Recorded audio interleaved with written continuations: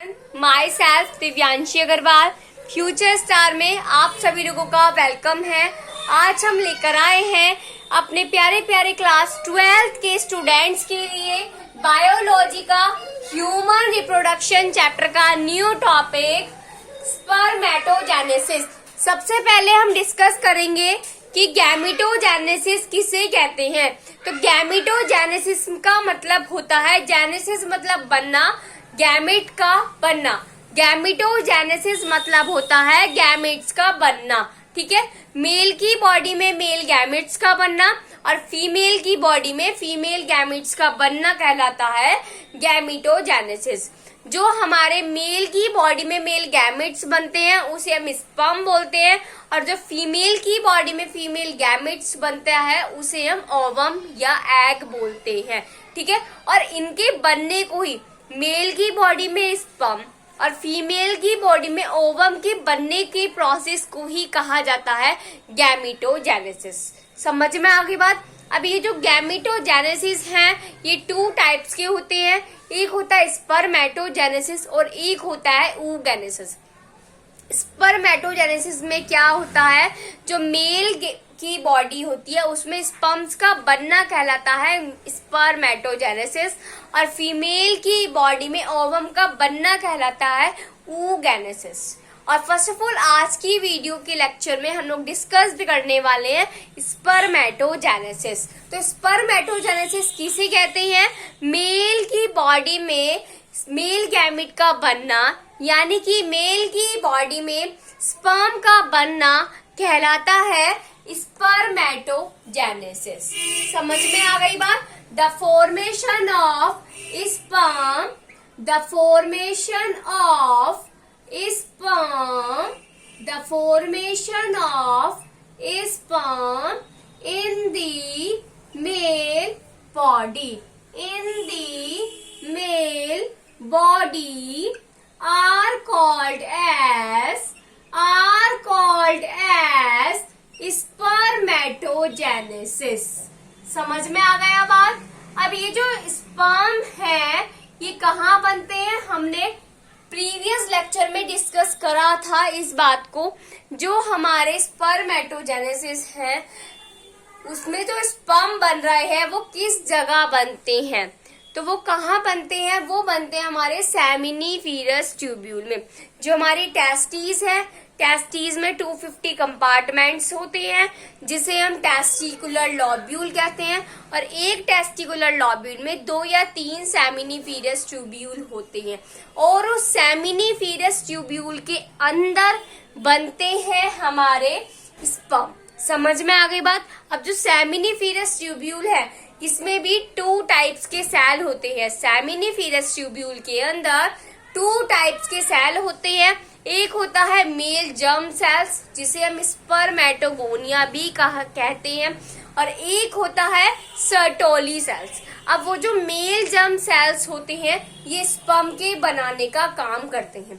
इतनी कहानी हमने इससे पहले वाले लेक्चर में पढ़ चुके हैं। अगर किसी ने उस लेक्चर को नहीं देखा है तो वो जाकर सबसे पहले उसको देखे, उसके बाद इस लेक्चर को वॉच आउट करें। क्लियर?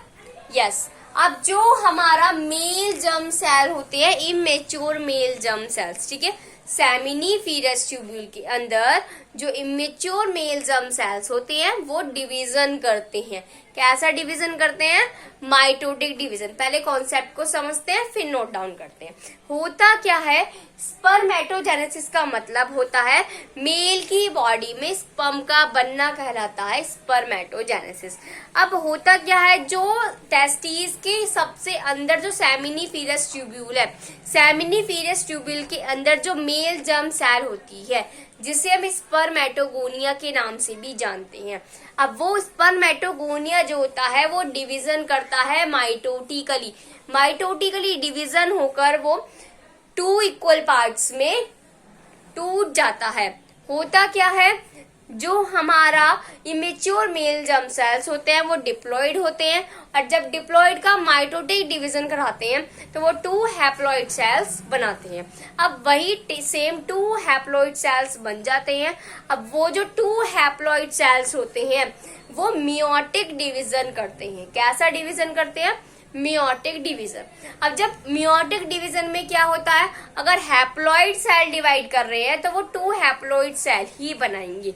अगर ये डिप्लॉइड सेल डिवाइड करते तो 2 डिप्लॉइड ही बनते मियोटिक के अंदर।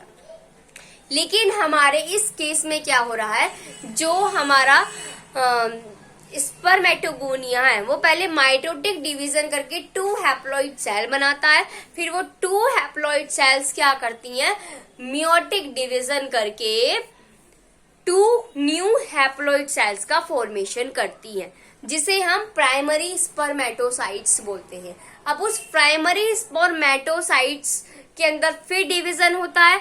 कौन सा डिवीजन होता है? मियोटिक डिवीजन ही होता है प्राइमरी स्पर्मेटोसाइट्स के अंदर, जो बनाती हैं हमारा सेकेंडरी स्पर्मेटोसाइट्स। अब वो जो सेकेंडरी स्पर्मेटोसाइट्स है उनके अंदर अगेन मियोटिक डिवीजन होता है, और वो मियोटिक डिवीजन करके बनाते हैं 4 स्पर्मेटिड्स।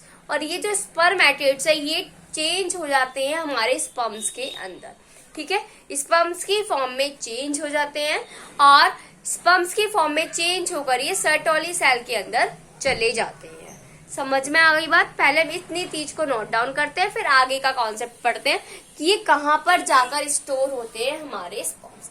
तो स्पर्मेटोजेनेसिस में सबसे पहले क्या होता है, ये मेरा एक क्या है, इमेच्योर मेल जर्म सेल है। क्या है? इमेच्योर मेल जर्म सेल है। ओके, अभी इमेच्योर मेल जर्म सेल जो है ये 2n है। 2n का मतलब क्या ऐसी सेल है? ये डिप्लॉइड सेल, ठीक है। अब इसके अंदर होने जा रहा है भाई कैसा डिवीजन? माइटोटिक डिवीजन होगा इसके अंदर। कैसा डिवीजन? माइटोटिक डिवीजन होगा इसके अंदर, और ये बना लेगी 2 हैप्लॉइड सेल, एक ये वाली और एक ये वाली, ठीक है। और ये बना लेगी 2 हैप्लॉइड सेल को। अब ये जो 2 हैप्लॉइड सेल है इसके अंदर होगा मियोटिक डिवीजन। कौन सा डिवीजन होगा? Meiotic division. ये मियोटिक डिवीजन करके बना लेंगे इस तरीके से 2 हैप्लॉइड सेल। समझ में आ गई बात? क्या बना लेंगे? 2 हैप्लॉइड सेल्स को, क्योंकि इनके अंदर क्या हो गया है? मियोटिक डिवीजन हो गया है। कैसा डिवीजन हुआ है? मियोटिक डिवीजन हुआ है, वो भी कौन सा? First meiotic division. अभी डिवीजन करके जो बनाएंगे उसके बाद ये भी डिवाइड करेगा इस तरीके से, फिर ये भी डिवाइड करेगा इस तरीके से, और इस तरीके से जब ये मियोटिक डिवीजन कर लेगा बहुत सारी बार, तो फाइनली हमारा सबसे पहले बनेगा प्राइमरी स्पर्मेटोसाइट्स। यहाँ लिख देते हैं, ये बने हमारे प्राइमरी स्पर्मेटोसाइट्स। Primary spermatocytes. अब ये जो प्राइमरी स्पर्मेटोसाइट्स है ये अगेन मियोटिक डिवीजन करते हैं, जिसे हम बोलते हैं सेकेंड मियोटिक डिवीजन। ओके, पहले आप लोग इतना नोट डाउन कर लीजिए। ये वाला तो हो गया ना, फिर हम इसी टेबल को कंटिन्यूअसली रखते हैं। Got it? हाँ जी, तो होगा क्या, अब ये वाले जो है हमारे ये फिर से डिवीजन करेंगे। इनको हम यहाँ बना लेते हैं, ठीक है, इनको हम यहाँ बना लेते हैं। ये इस तरीके से है, ये फिर से डिवीजन शो करेंगे, और ये अपना अलग डिवीजन करेगा, ये अपना अलग डिवीजन करेगा, जिसे हम कहते हैं सेकेंड मियोटिक डिवीजन। क्या कहते हैं? Second meiotic division. और सेकेंड मियोटिक डिवीजन करके ये बना लेगा सेकेंडरी स्पर्मेटोसाइट्स। सेकेंडरी स्पर्मेटोसाइट्स ये हमारे फॉर्म हो जाएंगे। समझ में आ गई बात? अभी जो सेकेंडरी स्पर्मेटोसाइट्स है, ठीक है, ये जो है ये हमारे सेकेंडरी स्पर्मेटोसाइट्स इस तरीके से बन जाएंगे। और ये सेकेंडरी स्पर्मेटोसाइट्स ने क्या करा है, ये जो हमारे थे प्राइमरी स्पर्मेटोसाइट्स ये बन गए सेकेंड मियोटिक डिवीजन करके सेकेंडरी स्पर्मेटोसाइट्स। और इन सेकेंडरी स्पर्मेटोसाइट्स को स्पर्मेटिड्स भी कहा जाता है। क्या कहा जाता है? स्पर्मेटिड्स भी कहा जाता है सेकेंडरी स्पर्मेटोसाइट्स को। अब जो हमारे सेकेंडरी स्पर्मेटोसाइट्स हैं, स्पर्मेटिड्स है, ये कन्वर्ट हो जाते हैं हमारे स्पर्म्स में। किसमें कन्वर्ट हो जाते हैं? हमारे स्पर्म्स में कन्वर्ट हो जाते हैं। समझ में आ गई बात? जिसे हम कहते हैं डिफरेंशिएशन। क्या बोलते हैं इस प्रोसेस को? डिफरेंशिएशन। और इस तरीके से जो इमेच्योर मेल जर्म सेल्स है वो स्पर्म में कन्वर्ट हो जाते हैं। अब ये जो प्रोसीजर है ये किसके अंदर होता है? सेमिनिफेरस ट्यूब्यूल के अंदर ये प्रोसेस होता है। अब ये जो स्पर्म है ये सेमिनिफेरस ट्यूब्यूल से निकलने के बाद कहाँ जाते हैं? जो हमारी बहुत सारी एक्सेसरी डक्ट्स होती है ना, इसके बारे में हमने पढ़ रखा है ऑलरेडी कि जो हमारे स्पर्म है वो जब बन जाते हैं तो किस किस जगह जाकर ट्रांसफर होते हैं और कहाँ जाकर स्टोर होते हैं। हमने अपने पहले लेक्चर में बहुत अच्छे से पढ़ रखा है, लेकिन हम इस वीडियो में इसका थोड़ा सा क्विक रिवीजन करेंगे। ओके, तो हमने क्या देखा? जो हमारे सेमिनिफेरस ट्यूब्यूल है उसके अंदर किस तरीके से स्पर्म बनेंगे, और ये स्पर्म बनने के बाद सेमिनिफेरस ट्यूब्यूल से बाहर निकलेंगे, और सेमिनिफेरस ट्यूब्यूल से बाहर निकलने के बाद ये एक्सेसरी डक्ट्स में ट्रांसफर होकर इजैकुलरी डक्ट के अंदर जाकर स्टोर हो जाएंगे। पहले आप ये अपना फ्लो चार्ट रेडी कर लीजिए, फिर हम इसके बारे में लिखते हैं। ये जो स्पर्म है ये बनने के बाद किस किस पार्ट से ट्रांसफर होगा इजैकुलरी डक्ट के लिए। Got it? हो गया? हाँ जी। तो अब हम बात कर रहे थे, ये जो एक स्पर्म बना लेते हैं हम सबसे पहले छोटा सा, ठीक है? ये जो एक स्पर्म है हमारा ये सबसे पहले जाएगा सेमिनिफेरस ट्यूब्यूल से बाहर निकलेगा outside the seminiferous tubule, outside the seminiferous tubule. और सेमिनिफेरस ट्यूब्यूल से बाहर निकल के सबसे पहले किसके पास जाएगा? ये वास इफ्रंटिया के अंदर जाएगा। किसके अंदर जाएगा? वास इफ्रंटिया के अंदर जाएगा। और रेटी टेस्टिस इसकी हेल्प करेगी इस काम को करने में। अब वास इफ्रंटिया से ये जाएगा एपिडिडाइमिस के अंदर, एपिडिडाइमिस के अंदर, और एपिडिडाइमिस से ये ट्रांसफर हो जाएगा वास डिफरेंस में, वास डिफरेंस के अंदर। अब वास डिफरेंस से ये जाएगा सेमिनल वेसिकल के अंदर, सेमिनल वेसिकल के अंदर। अब सेमिनल वेसिकल के अंदर एक प्लाज्मा होता है, एक एंजाइम होता है जिसे हम सेमिनल प्लाज्मा बोलते हैं।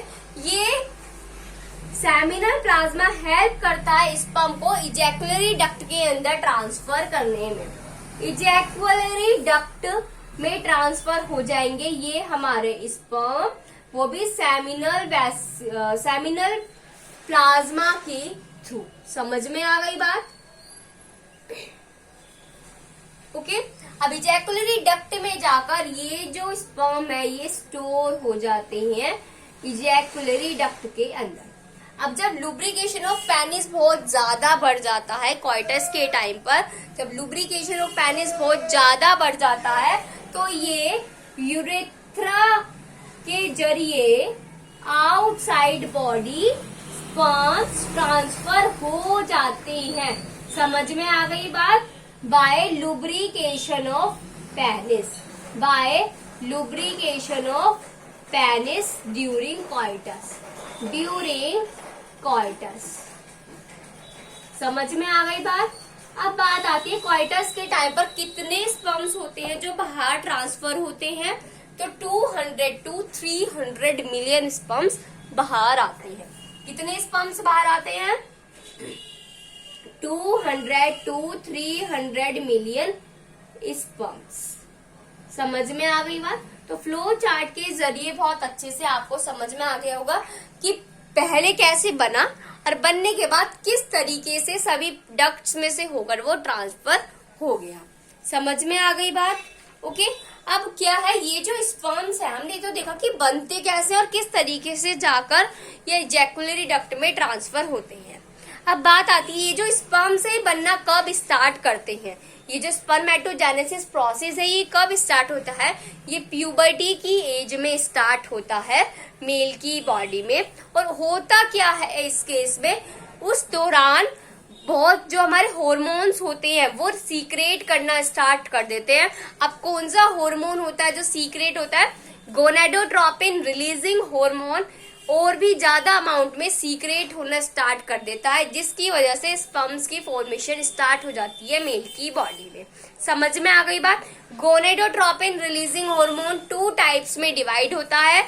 एक होता है ल्यूटेनाइजिंग हार्मोन और एक होता है फॉलिकल स्टिमुलेटिंग हार्मोन।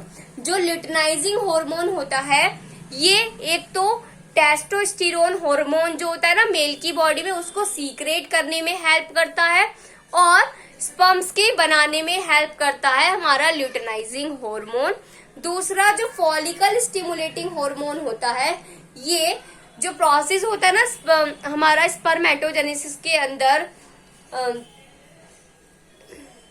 इसको ट्रांसफर करने का, ये जो ट्रांसफर करने का जो प्रोसेस होता है ना स्पर्मेटोजेनेसिस के दौरान, जब ये स्पर्मेटोजेनेसिस पूरा हो जाता है उसके बाद जब ये ट्रांसफर होती है और इजैकुलेट डक्ट में जाकर स्टोर होते हैं, तो इन सभी चीजों में हेल्प करता है हमारा follicle stimulating hormone.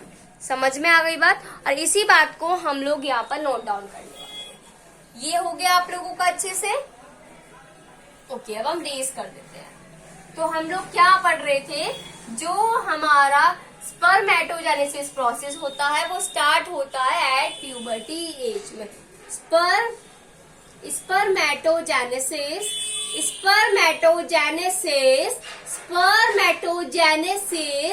Starts at the puberty as. जो प्यूबर्टी की एज आती है उसमें स्टार्ट होता है ये प्रोसेस। होता क्या है? By secretion of gonadotropin releasing hormone. GnRH का मतलब होता है गोनेडोट्रोपिन रिलीजिंग हार्मोन। ठीक है, और ये जो गोनेडोट्रोपिन रिलीजिंग हार्मोन है ये 2 टाइप्स के हार्मोन को सीक्रेट करता है, ल्यूटेनाइजिंग हार्मोन और फॉलिकल स्टिमुलेटिंग हार्मोन। जो मेरा ल्यूटेनाइजिंग हार्मोन होता है ये एक तो स्पर्म फॉर्मेशन में हेल्प करता है और दूसरा टेस्टोस्टेरोन हार्मोन सीक्रेट करने में हेल्प करता है। समझ में आ गई बात? अब जो फॉलिकल स्टिमुलेटिंग हार्मोन होता है ये स्पर्मियोजेनेसिस प्रोसेस में हेल्प करता है। किसमें हेल्प करता है? स्पर्मियोजेनेसिस प्रोसेस में हेल्प करता है by releasing some factor of hormone. By releasing some factor of hormone it help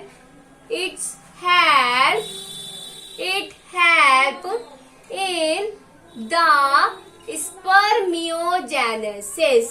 समझ में आ गई बात? कि हमारे सेक्सुअल रिप्रोडक्शन के टाइम पर हार्मोन का क्या इम्पोर्टेंस होता है, ओके, इन दी मेल बॉडी। नेक्स्ट बात करते हैं। हमने ये तो सीख लिया कि स्पर्म बनते कैसे और कहाँ जाकर किस तरीके से ट्रांसफर होते हैं। अब बात आती है दिखते कैसे हैं। तो जो स्पर्म है ये डिवाइड हुई रहती है इनकी बॉडी 3 पार्ट्स में। पहली वाली जो सबसे ऊपर वाली बॉडी होती है उसे बोलते हैं हेड, बीच वाली को बोलते हैं मिडल पीस और सबसे लास्ट वाली बॉडी को बोलते हैं नेक। मिडल पीस को नेक भी कहते हैं। समझ में आ गई बात? तो अब हम पढ़ते हैं स्ट्रक्चर ऑफ स्पर्म के बारे में। स्ट्रक्चर ऑफ स्पर्म, तो जो स्ट्रक्चर है स्पर्म की ये कंपोज्ड है 3 पार्ट्स में। लिखते हैं it mainly compose of 3 parts, okay, head, neck, middle piece,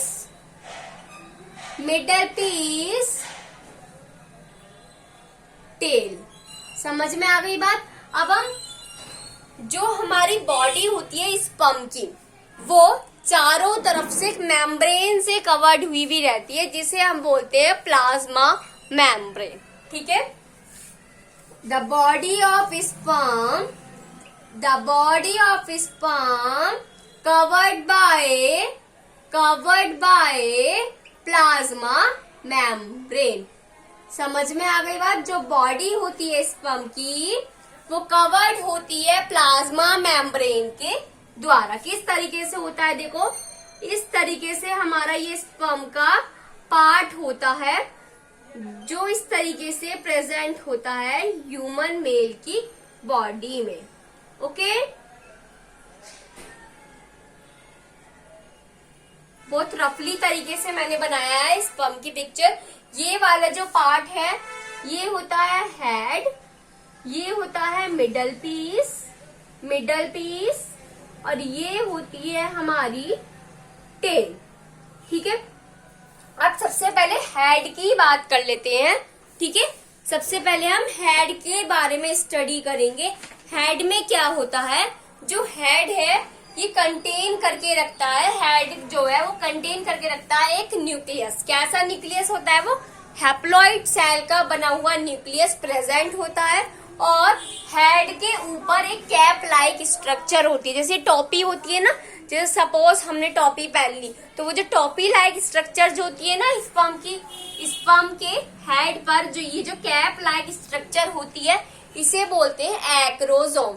और इस एक्रोसोम के अंदर, इस चीज के अंदर एक एंजाइम फुलफिल्ड रहता है जो क्या काम करता है? जब स्पर्म और ओवम मिलते हैं तो उन दोनों के फर्टिलाइजेशन कराने का काम करता है इस कैप-लाइक स्ट्रक्चर के अंदर जो एंजाइम भरा हुआ होता है। समझ में आ गई बात? अगली बात आती है मिडल पीस। ये जो मिडल पीस है इसमें बहुत सारी माइटोकॉन्ड्रिया प्रेजेंट होती हैं और आप लोगों ने क्लास 9th में बहुत अच्छे से पढ़ा था। जो माइटोकॉन्ड्रिया होता है उसको power house of the cell भी कहते हैं और वो क्या काम करता है? वो एनर्जी रिलीज करने का काम करता है एटीपी की फॉर्म में। और सेम यही काम हमारे स्पर्म का माइटोकॉन्ड्रिया भी करता है। वो क्या काम करता है?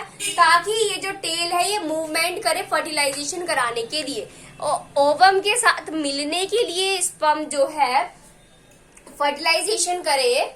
ठीक है, तो ये टेल अपना मूवमेंट करे, उसके पास तक पहुंच पाए, उसके लिए टेल को एनर्जी प्रोवाइड करने का काम करता है जो मिडल पीस के अंदर माइटोकॉन्ड्रिया प्रेजेंट होता है। समझ में आ गई बात? तो ये होता है हमारे स्ट्रक्चर ऑफ स्पर्म के बारे में।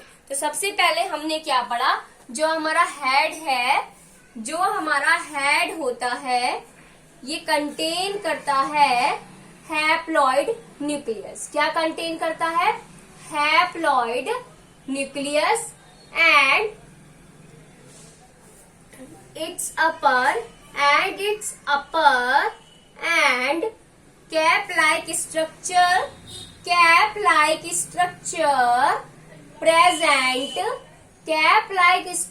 present are called acrosome। अब ये जो एक्रोसोम है, in the acrosome enzymes are filled and it helps for fertilization। और ये जो एंजाइम है एक्रोसोम के अंदर ये फर्टिलाइजेशन में हेल्प करता है। समझ में आ गई बात? अब बात कर रहे हैं हम नेक्स्ट माइटोकॉन्ड्रिया की। तो सबसे पहले आप ऊपर वाला कर दीजिए, फिर हम नेक्स्ट लिखेंगे। जो मिडल पीस होता है इसके अंदर माइटोकॉन्ड्रिया होते हैं बहुत सारे अमाउंट में। ठीक है, हाँ जी। क्या लिखते हैं हम? मिडल पीस के बारे में लिखते हैं। मिडल पीस में क्या होता है? मिडल पीस के अंदर inside these various amount of mitochondria are present। various amount of mitochondria are present। और वो माइटोकॉन्ड्रिया क्या काम करते हैं? The mitochondria gives energy gives energy in the form of ATP, in the form of ATP to the tail for the movement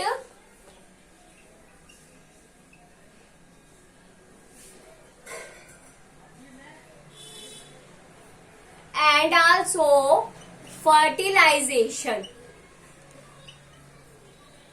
समझ में आ गई बात? होता क्या है, जो हमारा मिडल पीस है इसके अंदर बहुत सारी अमाउंट में माइटोकॉन्ड्रिया होता है. जो माइटोकॉन्ड्रिया है वो एनर्जी गिव करता है टेल को, ताकि वो मोटिलिटी करके चलकर दौड़कर जल्दी से ओवम के पास जाए और ओवम के पास जाकर फर्टिलाइजेशन करके जाइगोट बना दे. समझ में आ गई बात? तो ये होता है spermatogenesis and structure of sperm. अगर आपको इस टॉपिक में कोई भी डाउट हो तो आप लोग कमेंट सेक्शन में कमेंट कर सकते हैं. Thank you and have a nice day. Okay.